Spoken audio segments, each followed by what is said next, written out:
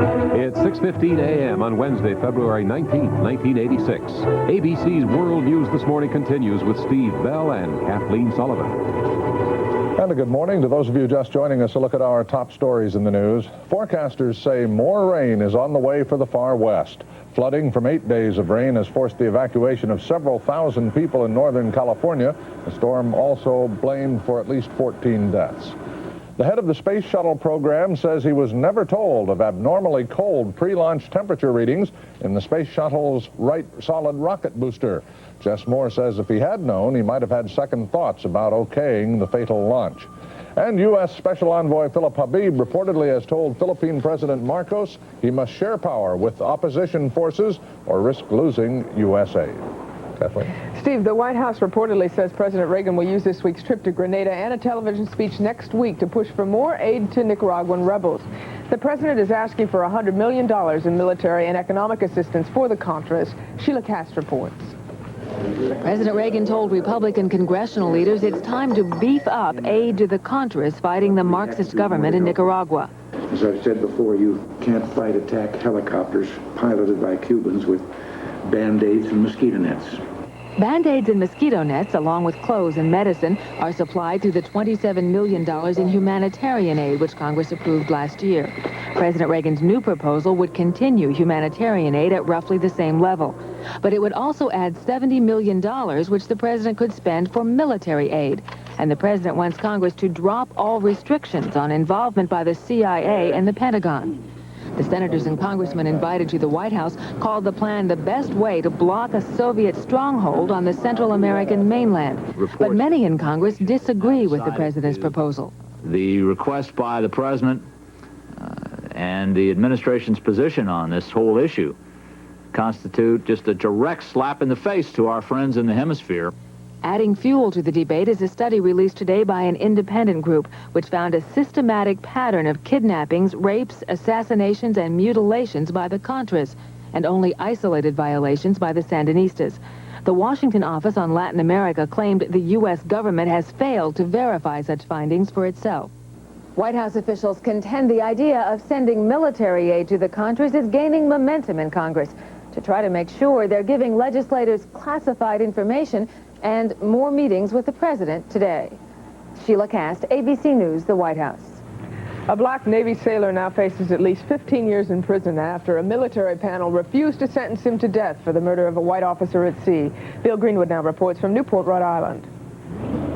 Petty Officer Mitchell Garraway left the court pleased that the 8-member jury had decided to spare his life, but continued to insist his murder of a superior officer had not been premeditated. Had the jury agreed with that point, the sailor might have received an even more lenient sentence.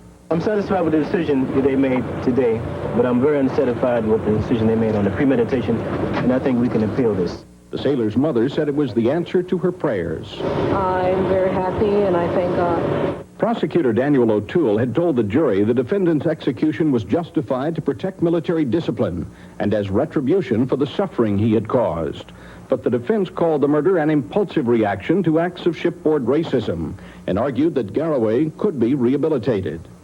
In choosing the sentence of life imprisonment, the jury gives Garraway an opportunity for parole in 15 years. That's the same sentence he would have received had prosecutors accepted his original guilty plea to second-degree murder and avoided the lengthy trial.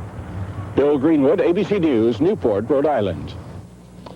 And there is late word now that former Senator James Eastland has died. We'll be back in a moment with sports and weather. This portion was presented by Cadillac Motor Car Division and your Cadillac dealer. It's 21 past the hour. After only 2 full seasons in the majors, a New York Yankee first baseman has become a very rich young man. Mike Berry with details in this morning's sports report. Mike? Rich indeed, Steve. American League MVP Don Mattingly came to terms with the New York Yankees, avoiding salary arbitration. The 1-year contract will pay Mattingly $1,375,000. In other salary disputes that did go to arbitration, the winners included Boston second baseman Marty Barrett, pitchers Ed Lynch of the Mets, and Bryn Smith of Montreal. Losing their arbitration hearings, Boston catcher Rich Gedman. Several other players reached agreement with their teams and avoided arbitration. They were Montreal outfielder Tim Raines, Boston pitcher Dennis Oil Can Boyd, Dodgers catcher Mike Scioscia, and Phillies outfielder Von Hayes. At the International Players Tennis Championships at Boca Raton, Chris Everett Lloyd beat Terry Phelps, Steffi Graf topped Zina Garrison, Helena Sukova knocked off Barbara Potter, and Kathy Rinaldi eliminated Carling Bassett. Lloyd will meet Rinaldi in the semifinals, where Sukova will face Graf. Michigan State basketball star Scott Skiles will be spending 15 days in jail in Michigan. Skiles received a sentence which he'll serve during school vacation time after violating probation on a marijuana possession conviction. Cynthia Cooper is a star guard for the Lady Trojans of Southern Cal. They scored a 22-3 record and are ranked number 7 nationally in this week's women's poll. Cooper grew up not far from the USC campus in the tough inner-city section of Los Angeles known as Watts. Strong family ties and a desire to escape that environment helped her overcome academic problems, as well as the murder of her brother. I respect teams. And I think that's why I'm an effective player on the court, because no matter what, you don't have to get me hyped up for a game. I'm already hyped up. And I think that it relates back to my neighborhood. You know, you respect them, they respect you. Cynthia Cooper of USC. That's sports. Now to the weather maps. Here's Dave. Hi, Mike. Good morning, everyone. It's Wednesday, and this is the 8th day of wet and wild weather out west. Here's a look at what's been going on over the last 48 hours. The west coast, really centered on San Francisco and Sacramento, continue to get pounded by all the stormy weather. This pattern is really like a landing pattern at a major airport as storm after storm rolls in from the tropics, pushing directly into the west coast. This is a path of unlimited moisture, and it seems unlimited storms. There's an awful lot of moisture still on the way over the next few days, at least into the weekend, and the west continues to be the problem spot on this Wednesday. More heavy rains, high winds, and big wet mountain snows, all centered on a line from San Francisco to Sacramento to Reno, Salt Lake City up to Casper, Wyoming. The extreme Pacific Northwest around Seattle, Tacoma, and Spokane really missing the full brunt of this stormy weather. As for the rest of the nation, the front waving and drifting to the north is the great boundary line. Very warm south, very cold north. And though the western storms lose a lot of power coming over the Rockies, this front provides the main storm track, so the wet weather, rain and snow will hold along the front from the northeast back to the northern plains. To the south, though, it's great. Lots of sunshine, very warm temperatures, more record heat again. That's a look at the national weather. Now here's what you can expect. Washington, D.C., cloudy skies, maybe a shower, 58 degrees. Phoenix, partly sunny and up to 77. Louisville, partly sunny skies and a high near 70.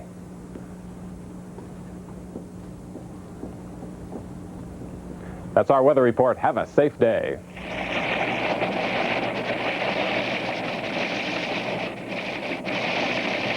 Here in Washington, President Reagan is beginning a new push for $100 million in mostly covert military aid to rebels fighting Nicaragua's government. After meeting yesterday with the president, Senate Foreign Relations Committee Chairman Richard Lugar says there is increasing support in Congress for a military aid package. It now appears that the Soviets are putting substantially more military equipment into Nicaragua, that the 2 ports are being developed, the 3 airfields. In short, we have to make a decision whether we're going to have a Soviet base on this continent or not, and essentially we're going to have one if the Contras are not successful in reordering the government of Nicaragua.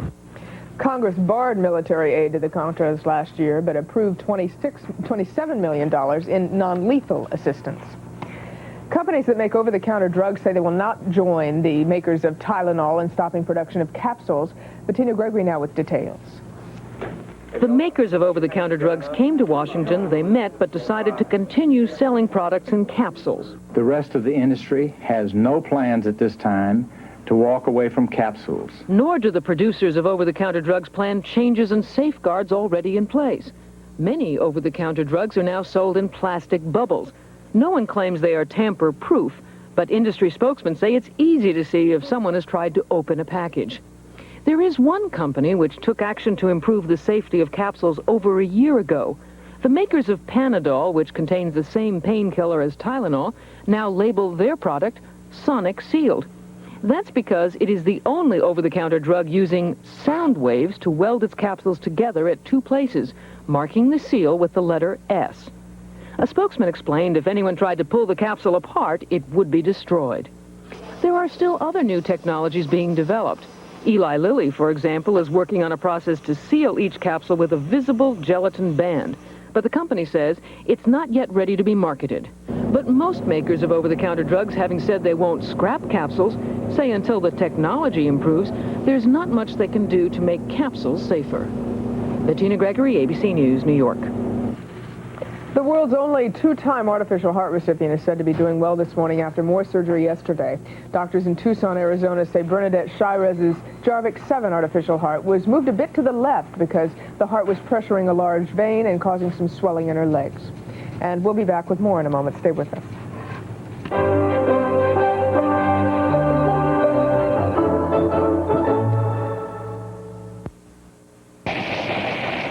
On this Wednesday morning, the 19th of February, 28 past the hour.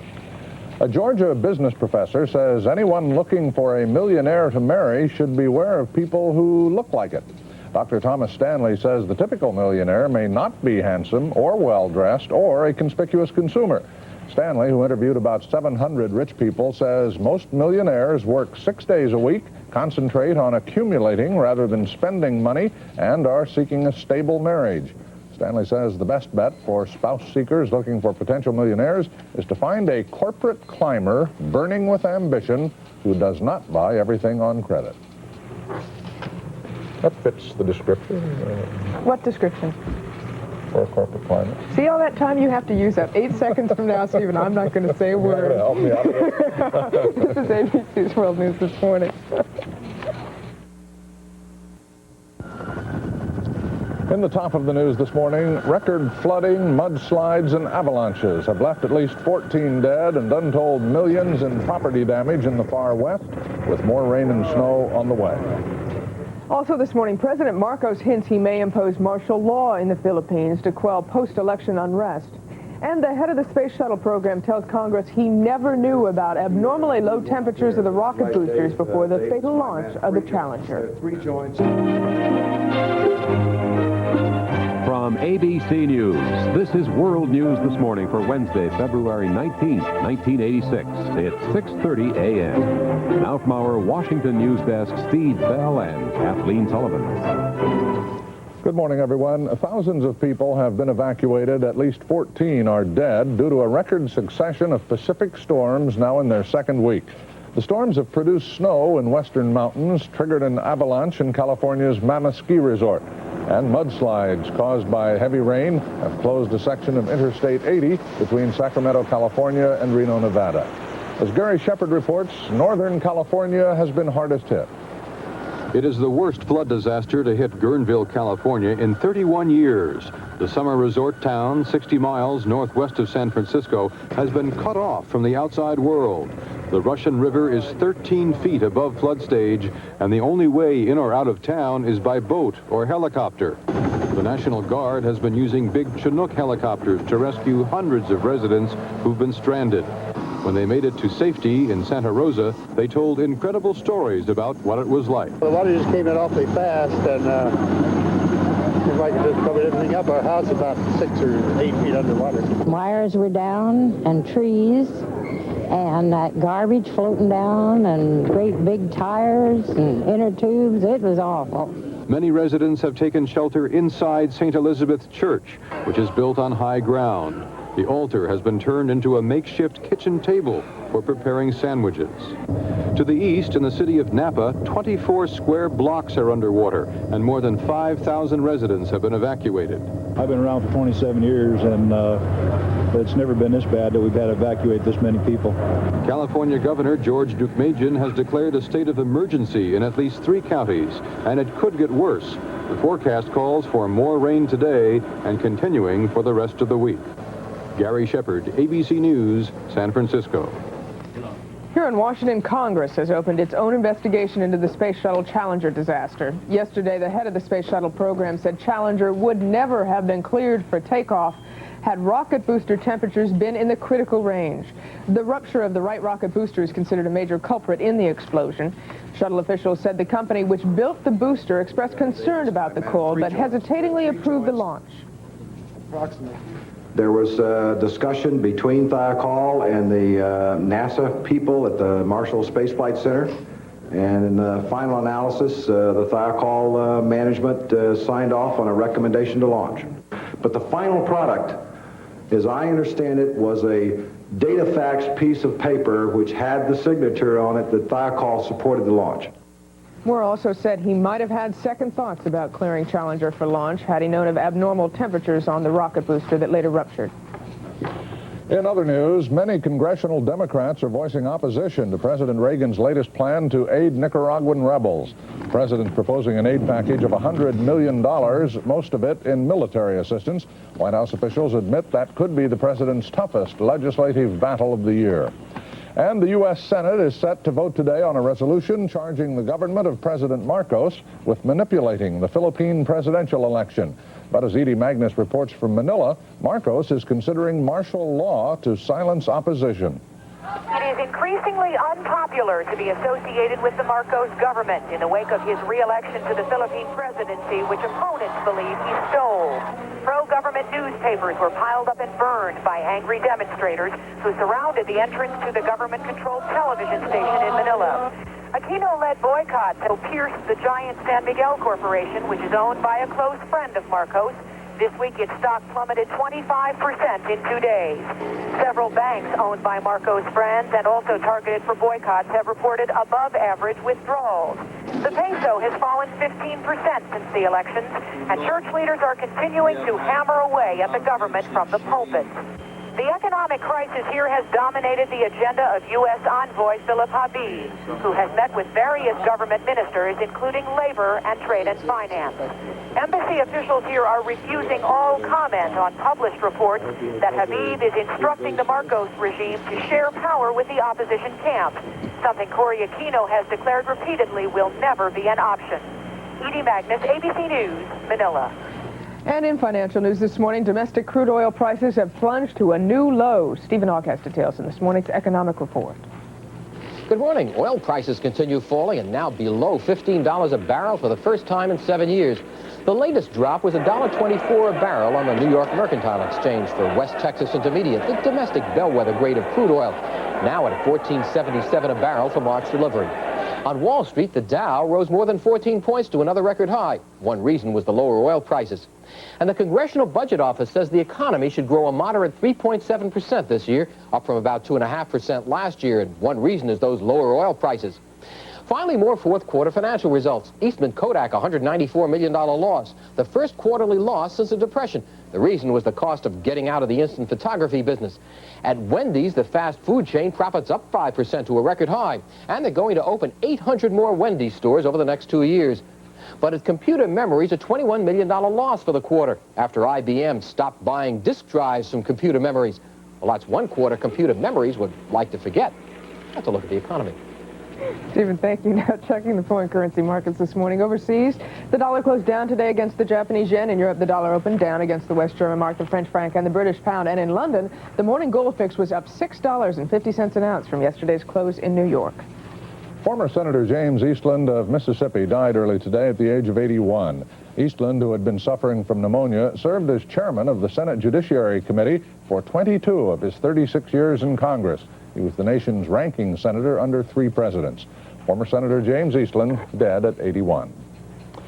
And we'll be back with more news, the latest weather and sports. Was I born too soon, or were you born too late? But I am going out the door while you come in the gate. Let's get an update now on the storms battering the west and the forecast for the rest of the country. Here's Dave Murray in New York.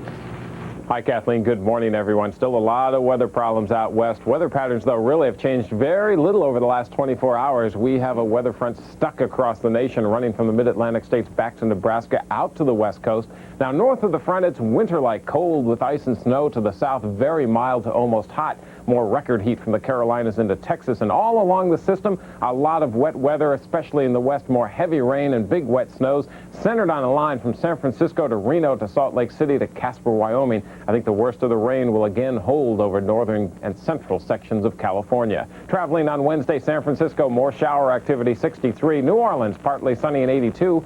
Boston, some rain around, 42, especially this morning. Detroit, partly sunny and 44. San Diego, rain and 66. And Tampa, Florida, 81 degrees with partly sunny skies. That's a look at the national weather. Now here's what you can expect.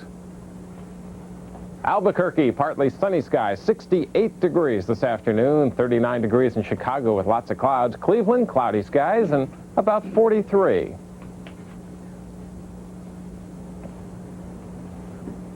That's our weather report. Have a safe day. Sports time. Let's go to Mike. Well, Dave, number 6, St. John's University jumped out to a 23-point lead last night, but had a real scare. Villanova nearly caught up. St. John's wins it by a mere 3 points. Ron Rowan was the big gun for St. John's, finding the net for 21 points. 13th-ranked Georgetown had no trouble with Morgan State. The Hoyas win at 81-53. And in pro basketball, the New York Knicks continue to slump. Knicks have now lost 7 in a row. The Cleveland Cavaliers beat New York for the second straight night. The Cavaliers got a big game out of Mel Turpin, who scored 18 points. World B free with a jump shot also chipped in with 18 points. Here's World B. But the big man was Roy Hinson. Hinson burned the Knicks, scoring 34 points, 21 of them in the second half. Elsewhere, Denver whipped Washington. Sacramento beat Houston by 10. San Antonio beat Phoenix 120-114. And in that ball game, Spurs guard Alvin Robertson became only the second player in NBA history to record a quadruple-double. Double figures in 4 categories. 20 points, 10 assists, 10 steals, 11 rebounds for Robertson. Nate Thurmond performed the only other quadruple-double, but not with steals. He did it with blocked shots. In hockey, the Los Angeles Kings beat the Quebec Nordiques 5-4. Skating shorthanded, Phil Sykes, take a look at him here. He steals the puck, skates down the ice, and then beats goalie Mario Goslin for the game winner. Hartford beat Vancouver. Washington nudged the Islanders. Calgary burned Boston 7-4. St. Louis blanked Detroit 5-0. And that's a look at sports this morning. Answer: 7 women. Sometimes people forget to include Jane Wyman. On a Wednesday morning at 6:44. There are some cute and unique additions to the zoo population in Johannesburg, South Africa. These are 2 of 3 white lion cubs born at the zoo, reportedly the first white lions ever born in captivity. They're 2.5 weeks old, but they've been rejected by their mother Bella, so they're being raised by humans who feed them a milk substitute flown in from West Germany. White lions have difficulty surviving in the wild because they have no camouflage. So cute, little cotton balls. This is ABC's World News This Morning.